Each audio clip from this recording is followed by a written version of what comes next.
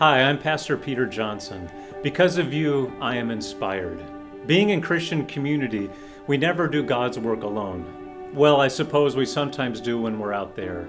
But in here at our church, we're never alone. We're surrounded by people, talented, compassionate, creative, and faithful people. To be surrounded by these kinds of people inspires me every day. There are people here who have an idea for a niche ministry that I would never think of myself. There are people here with natural gifts for leadership and compassion for others that amaze me. There are people here who work hard in a stubborn and often time-consuming dedication to make what they do successful. There are people here who, for the sake of Christ, are making their lives count in remarkable ways. Thanks be to God for this. There's a person among us named Tammy Spear, and she's living with an overwhelming loss in her life, but by the grace of God is finding a way through it all to be a comfort for others. My name is Tammy Spear.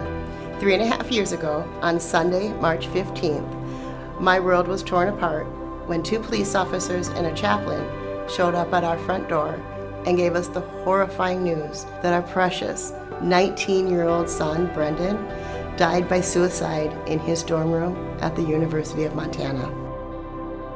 That news is every parent's worst nightmare and something you never expect to happen to you. I was completely devastated and thrown into a journey I never wanted to be on. I couldn't focus.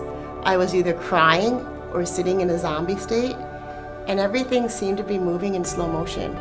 And just trying to get out of bed in the morning became a big challenge. I remember telling a few close friends that I felt like I was trying to move through quicksand in the dark. But that doesn't mean my life stopped. As hard as it was to push forward, I kept thinking that I had to be present for my other 2 sons, Sean and Logan. I never wanted them to look back and realize that they not only lost their brother, but their mom. And I didn't want them to ever resent their brother for ruining their family. That meant I had a choice to make. I could either succumb to the grief or befriend my pain and work through it. Was it easy? No. It was, and sometimes still is, hard, really hard. But Mark and I drove to Burnsville to a suicide support group there.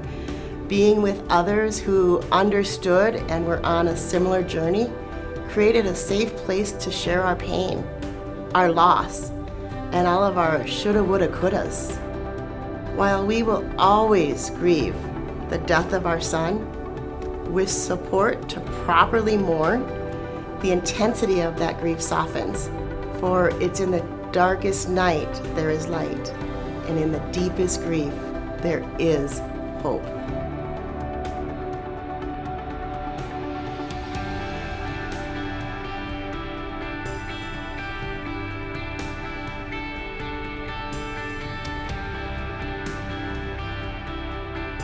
After a year, I approached Pastor Peter about my desire to start a suicide support group here at St. Andrew.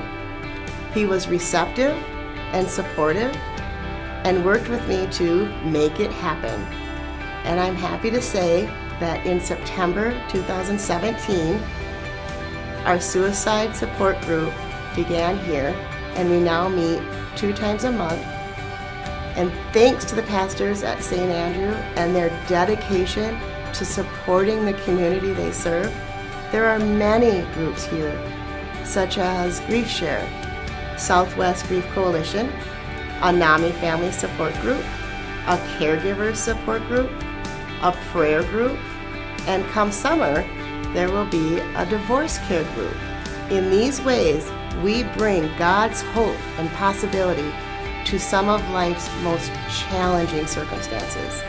And because of you, we here at St. Andrews are able to help people in our community with any personal struggles. As you can see, the ministry at St. Andrew is important work. Because of you, we are able to reach out into the community doing work like Tammy and so many others are passionate about. making a huge impact on the lives of others. As you consider how you will support our ministries in 2019, it is our hope that you will grow your giving so that we might grow the work that we're doing. Thank you. Thank you for the ways that you are already part of the ministry here at St. Andrew. And thank you for the ways that we can continue to work together moving forward to do God's good work.